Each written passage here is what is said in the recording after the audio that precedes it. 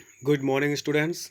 Welcome to Learn English with Pradeep online classes. I am Pradeep Kushwaha.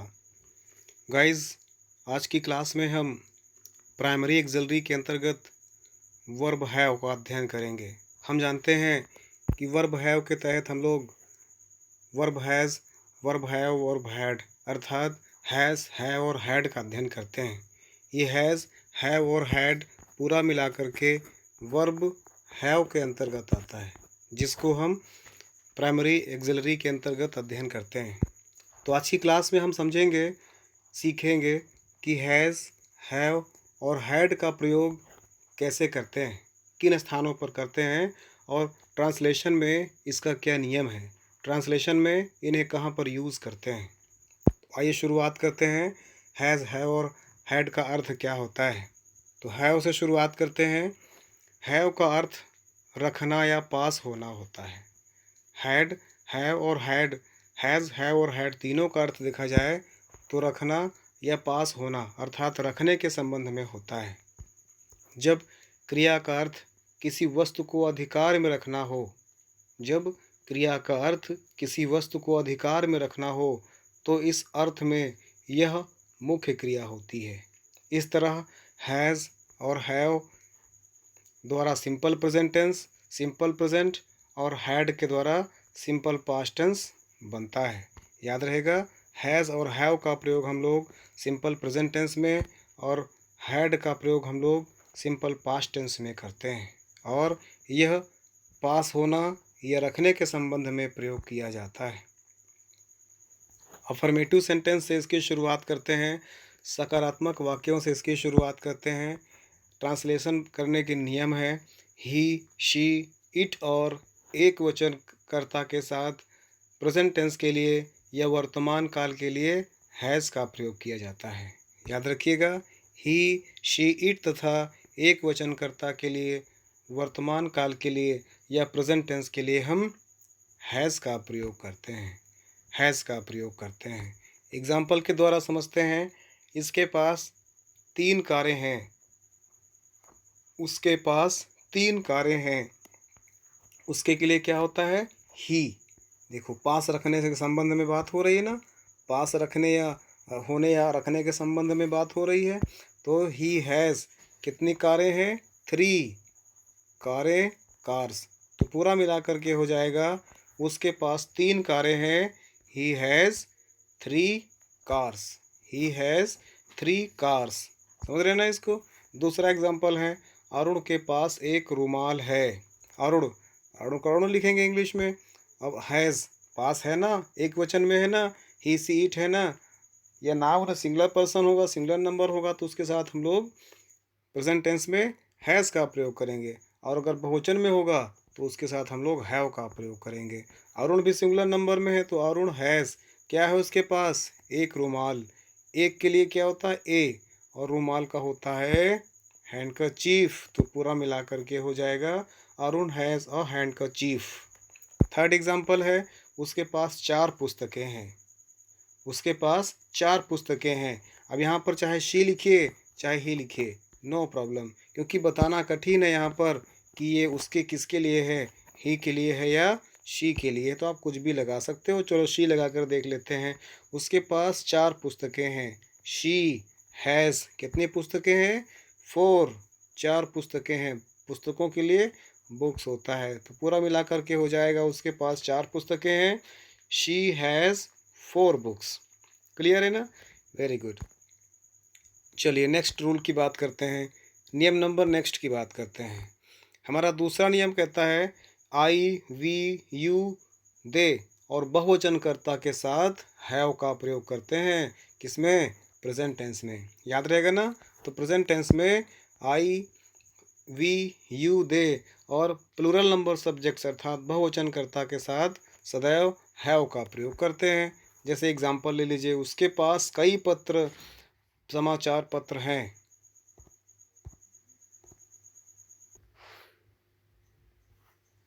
उनके पास कई समाचार पत्र हैं। उनके, उनके बहुवचन में है ना, एक तो है नहीं, एक होता तो उसके होता। उनके मीन्स बहुवचन की बात हो रही है तो उनके के लिए क्या होता है, वे, वे या उनके के लिए दे होता है। अब दे के साथ हम लोग चूंकि बहुवचन में हो गया है, बहुवचन के साथ हम लोग हेल्पिंग वर्ब के लिए हैव का प्रयोग करते हैं या मेन वर्ब के लिए हैव का प्रयोग करते हैं। दे हैव, कई, कई के लिए मेनी इंग्लिश में लिखते हैं।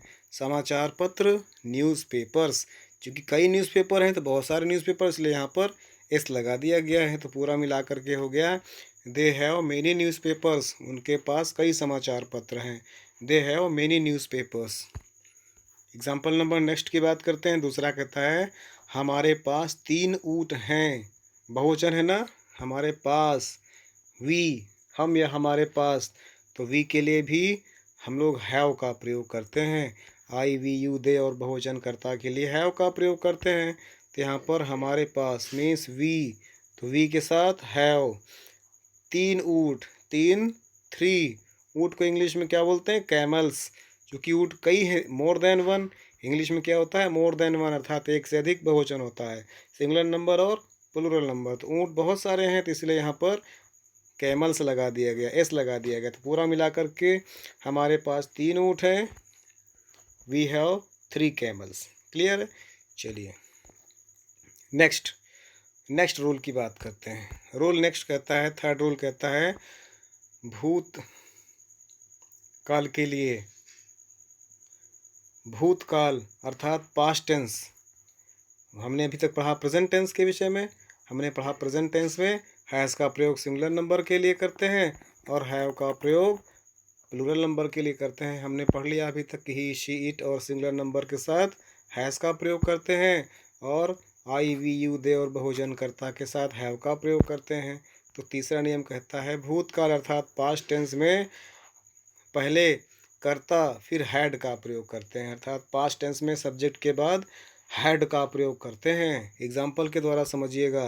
जैसे पहला एग्जाम्पल लिखा हुआ है, मैं 5 चाकू रखता था, या मेरे पास 5 चाकू थे। मेरे पास मीन्स आई, मैं या मेरे पास, तो आई, ठीक है ना।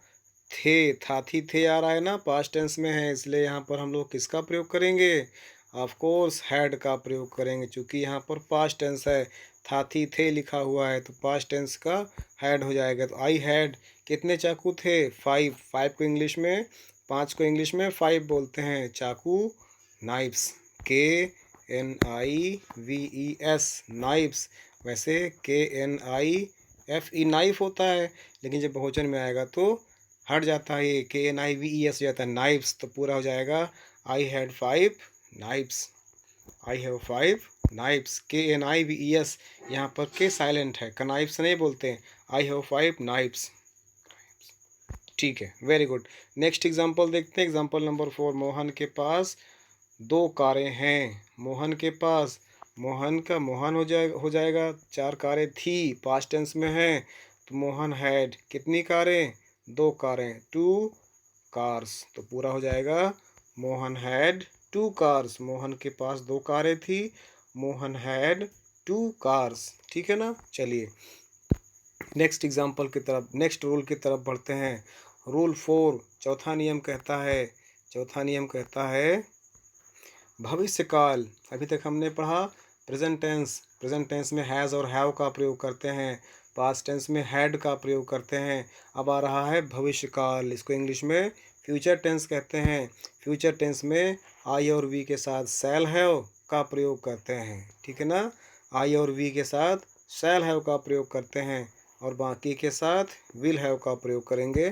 तो पहले नियम नंबर 4 देख लेते हैं। आई और वी के साथ हम लोग फ्यूचर टेंस में शैल हैव का प्रयोग करते हैं। जैसे एग्जांपल लिखा हुआ है, अगले साल मेरे पास एक बड़ा मकान होगा। अगले साल मेरे पास एक बड़ा मकान होगा, फ्यूचर टेंस की बात हो रही है ना, तो मेरे पास होगा, आई के साथ यहाँ शैल का प्रयोग करेंगे, हैव का प्रयोग करेंगे, तो क्या हो जाएगा? आई शैल हैव, क्या होगा?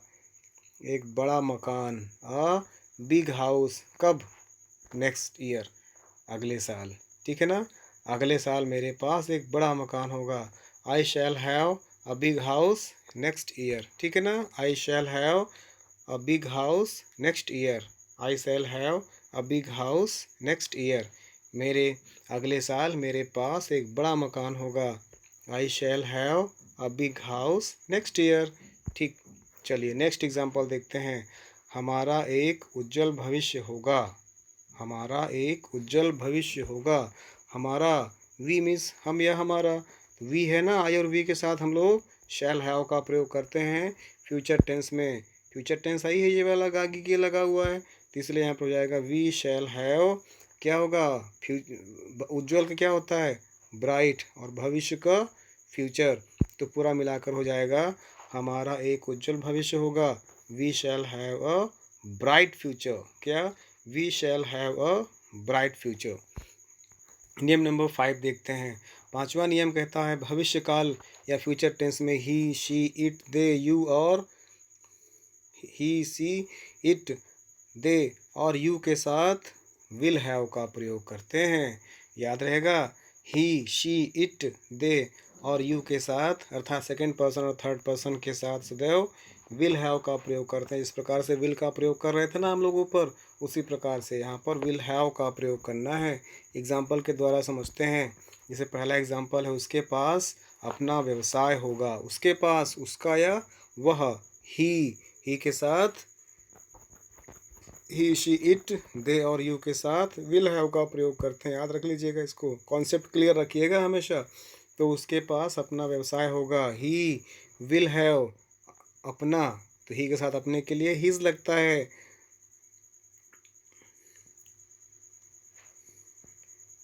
स्वयं का बिजनेस होगा, हिज ओन बिजनेस, अर्थात अपना व्यवसाय, हिज ओन बिजनेस, तो हो जाएगा पूरा मिलाकर के उसके पास अपना व्यवसाय होगा।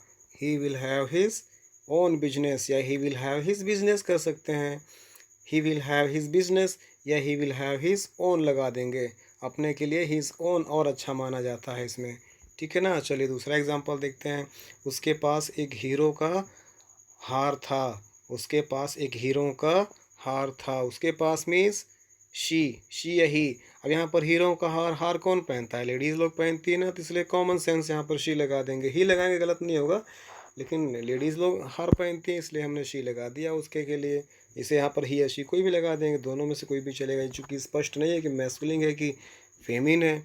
ओके, तो यहाँ पर चूँकि थोड़ा भाव से लग रहा है ना कि हीरे जवाहरात के प्रिय कौन होते हैं, हार पहनने के प्रिय लेडीज़ लोग होते हैं, इसलिए यहाँ पे शी लगा दिया। शी के साथ भी विल का प्रयोग करेंगे, विल हैव का प्रयोग करेंगे, तो जाएगा शी विल हैव, क्या, एक डायमंड का हीरा।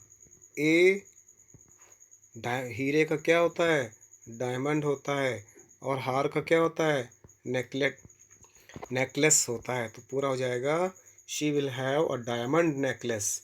She will have a diamond necklace. चलिए थर्ड एग्जांपल देखते हैं। उनके पास स्वचालित बंदूकें होंगी। उनके पास स्वचालित बंदूकें होंगी। उनके पास दे के साथ भी क्या लगाते हैं, विल हैव का प्रयोग करते हैं फ्यूचर में। दे विल हैव, स्वचालित को क्या इंग्लिश में बोलते हैं, ऑटोमेटिक बंदूकें, guns.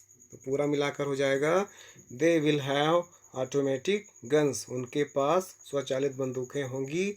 They will have automatic guns. 4 number देखते हैं। तुम्हारे पास अपनी कार होगी। तुम्हारे पास के लिए क्या होता है, यू विल हैव। यू है ना यहाँ पर, तो यू के लिए भी विल हैव का प्रयोग करते हैं। यू विल हैव, अपनी, यू के साथ अपने के लिए योर होता है, और कार के लिए अपनी कारें, योर ओन कार। देखो यहाँ पर भी आ गया हिज ओन, जैसे यहाँ पर था हिज ओन, वैसे यहाँ पर आप लोग योर ओन कर सकते हैं। योर ओन लगाना कोई मस्ट नहीं है, आप चाहे लिख सकते हैं you will have your car, या you will have your own car. अच्छा लग रहा है इसको बोलने में, समझने में भी। तो इस प्रकार से यहाँ पर हो जाएगा तुम्हारे पास अपनी कार होगी, you will have your own car. ठीक है ना। चलिए आगे बढ़ते हैं। ओके, निगेटिव सेंटेंस की बात करते हैं। निगेटिव सेंटेंस में जिसे हिंदी में नकारात्मक वाक्य भी कहते हैं, अर्थात ऐसे वाक्य जिनसे निषेधात्मक भाव का बोध होता है। नहीं शब्द या नेवर शब्द या कभी नहीं शब्द आते हैं। नो या नॉट या नेवर का प्रयोग करते हैं इसके लिए। चलिए इसको समझते हैं। इसे हम लोग कैसे ट्रांसलेट करेंगे। पहला नियम है, नेगेटिव सेंटेंस बनाने में हैज़, हैव या हैड या विल हैव या शैल हैव के बाद नो का प्रयोग करते हैं। अभी तक आपने पढ़ा ना, हैज़, हैव, हैड या फिर विल हैव या शैल हैव पढ़ा। तो नेगेटिव बनाने के लिए इन्हीं वर्ब्स के बाद हमको नो का प्रयोग कर देना होता है, या नॉट का प्रयोग कर देना होता है, या फिर नेवर का प्रयोग कर देना होता है। जैसा सेंटेंस में दिया हुआ होगा उसी के अनुसार हमको उसका प्रयोग करना होता है।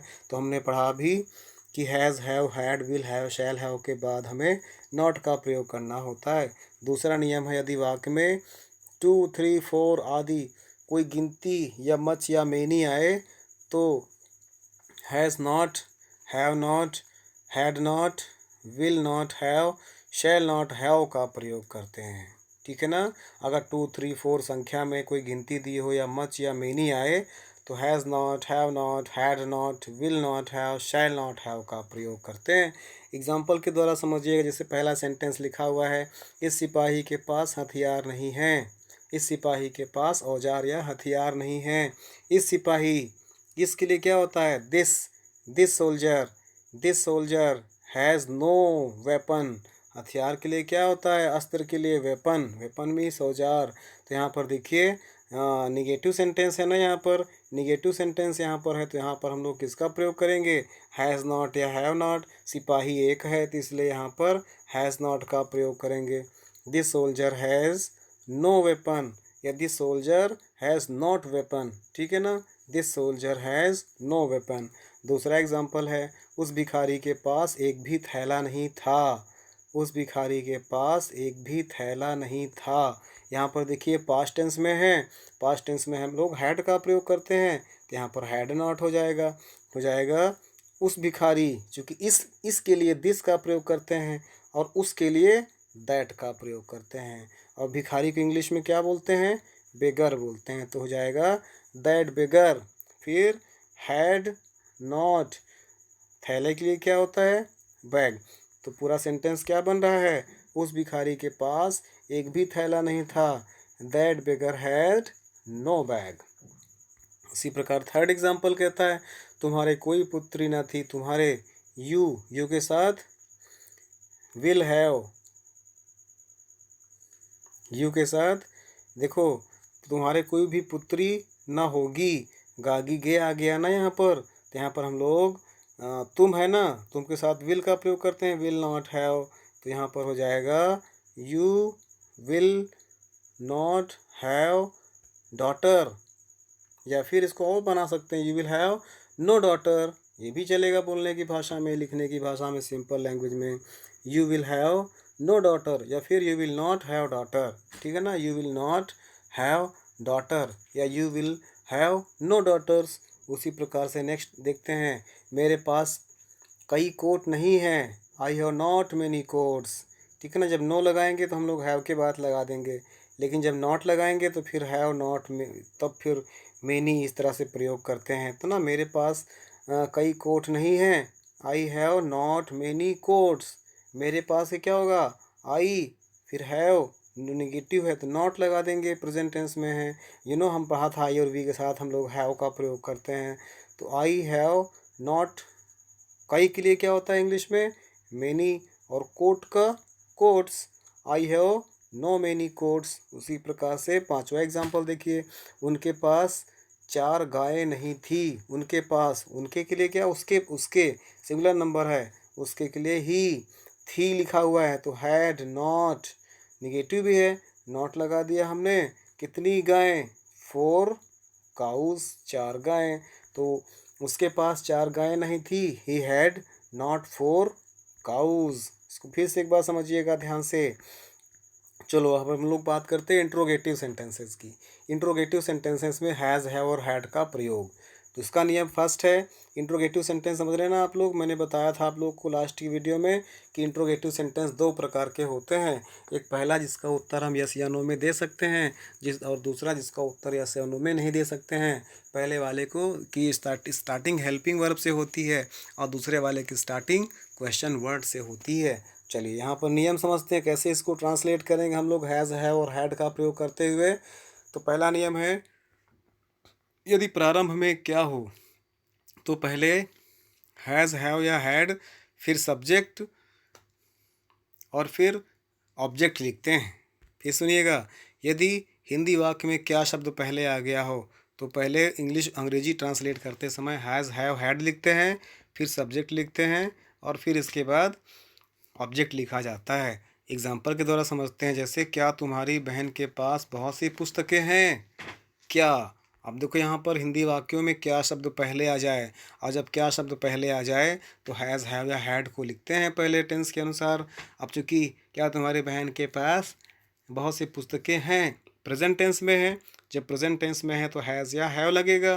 तुम्हारी बहन एक बहन है तो सिंगुलर नंबर की बात हो रही है इसलिए हैज़ पहले कर दिया हमने।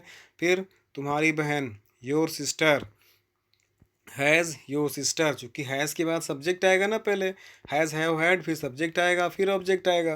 तो पहले हमने यहाँ पर हैज़ लिख दिया, फिर सब्जेक्ट क्या है, तुम्हारी बहन योर सिस्टर, और फिर ऑब्जेक्ट क्या है, बहुत सी पुस्तकें, मेनी बुक्स। तो पूरा मिलाकर क्या हो रहा है ये, has your sister many books, क्या तुम्हारी बहन के पास बहुत सी पुस्तकें हैं। नेक्स्ट एग्जाम्पल है, क्या राम के पास बांसुरी थी? क्या राम के पास बांसुरी थी, क्या पहले आ गया, तो यहाँ पर राम सिंगुलर नंबर है तो थी पास्ट टेंस में है इसलिए यहाँ पर हम लोग हैड का प्रयोग करेंगे। हैड के बाद फिर सब्जेक्ट आएगा, राम हो गया, अब ऑब्जेक्ट क्या है, बांसुरी और फ्लूट। बांसुरी का होता है FLUT, फ्लूट, बांसुरी। तो पूरा मिलाकर क्या हो जाएगा, क्या राम के पास एक बांसुरी थी, हैड राम अ फ्लूट। समझिएगा इसको ध्यान से। नेक्स्ट रूल की बात करते हैं। नियम नंबर दूसरा कहता है, यदि वाक्य के बीच में कोई प्रश्नवाचक शब्द कब, कहाँ, क्यों, कैसे, किस लिए, क्या दिया हो तो अंग्रेजी बनाने से पहले प्रश्न सूचक शब्द की अंग्रेजी लिखते हैं, फिर हैज़, हैव या हैड लिखते हैं और फिर कर्ता लिखते हैं, फिर उसके बाद कर्म का प्रयोग करते हैं। अर्थात पहले क्वेश्चन वर्ड लिखेंगे, फिर आपको हैज़, हैव या हैड का प्रयोग करना है, फिर सब्जेक्ट लिखना है और फिर लास्ट में ऑब्जेक्ट का प्रयोग करना होता है।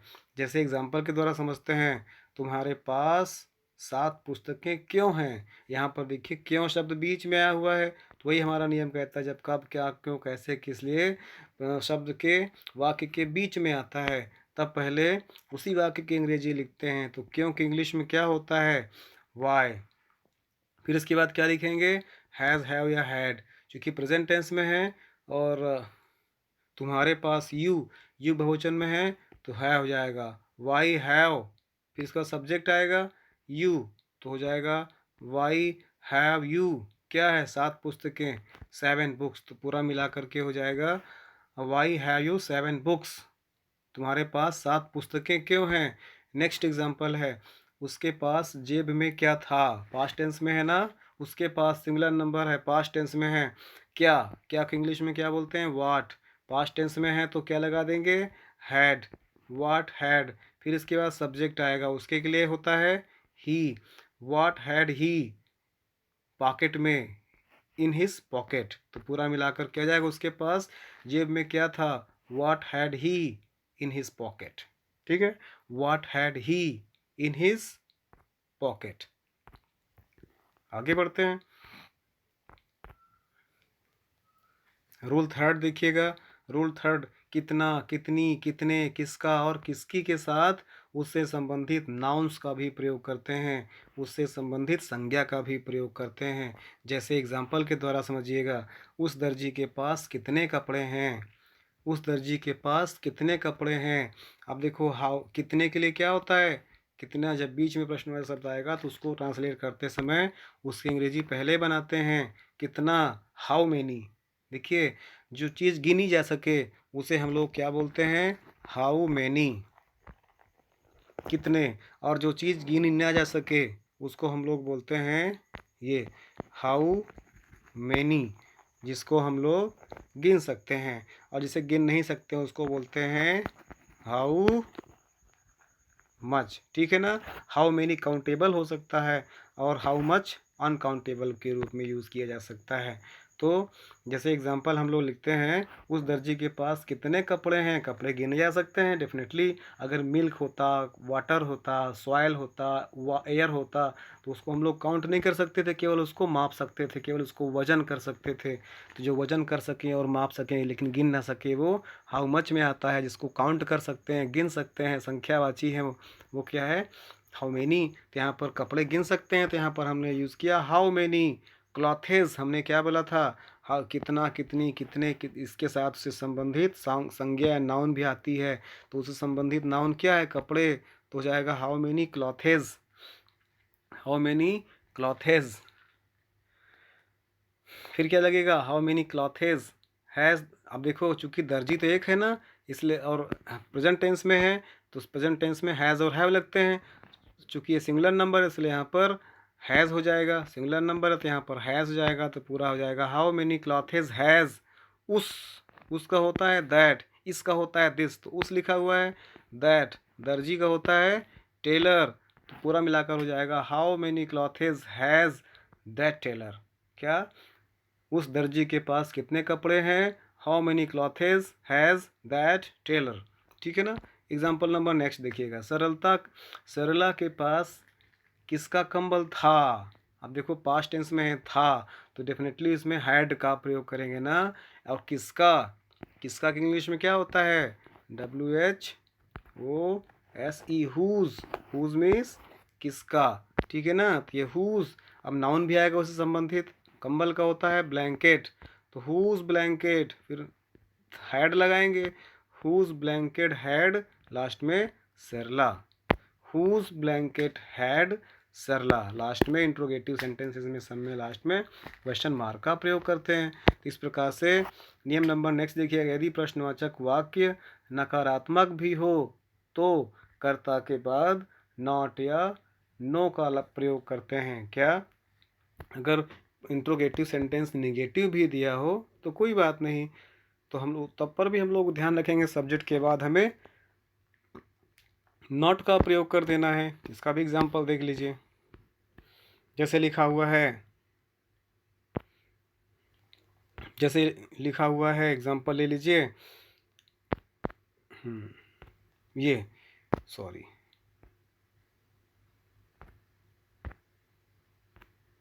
ओह माय गॉड,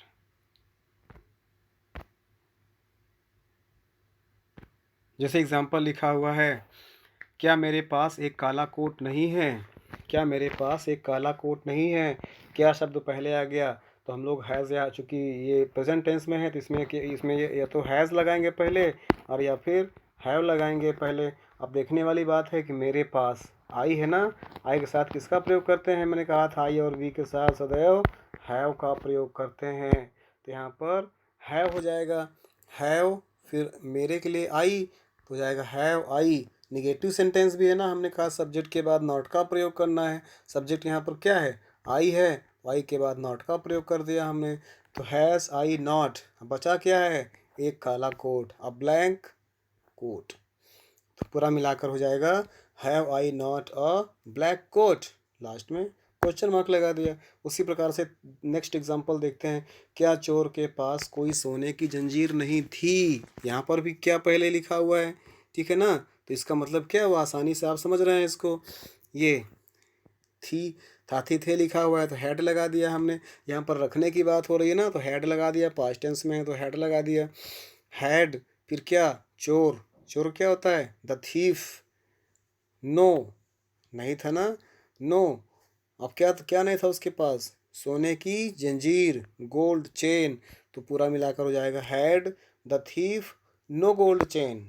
क्या चोर के पास कोई सोने की जंजीर नहीं थी, had the thief no any gold chain. कोई के लिए हम लोग चाहें तो यहाँ पर एनी का भी प्रयोग कर सकते हैं, लेकिन it is not important, it is not necessary.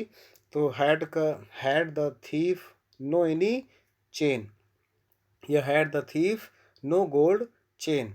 ठीक है। एग्जाम्पल नंबर थर्ड देखिए, क्या उस सिपाही के पास कोई बंदूक नहीं थी। क्या पहले आ रहा है ना सब में क्या, तो हम लोग हैज़ हैव हैड का प्रयोग पहले कर देंगे। चूँकि यहाँ पर चूँकि यहाँ पर स्पष्ट है क्या पहले आया हुआ है, इसलिए यहाँ पर हैड का प्रयोग करेंगे, क्यों? क्योंकि था थी थे लिखा हुआ है यहाँ पर। तो हैड, उन के लिए क्या होता है? दोज, सिपाहियों की, बहुत सारे सिपाही है ना। Those soldiers had, those soldiers, बंदूकें नहीं थी, नो बंदूक, गन। तो पूरा मिलाकर हो जाएगा हैड दो सोल्जर्स नो गन। क्या उन सिपाहियों के पास कोई बंदूक नहीं थी? हैड दो सोल्जर्स नो गन। ठीक है ना। तो इस प्रकार से ये हमने अभी तक इंट्रोगेटिव सेंटेंस के बारे में भी जाना। ठीक है ना। तो अभी तक के लिए वीडियो पर्याप्त है। नेक्स्ट वीडियो में हम लोग जानेंगे हैज़, हैव और हैड का विशेष प्रयोग। तब तक के लिए थैंक यू। जय हिंद।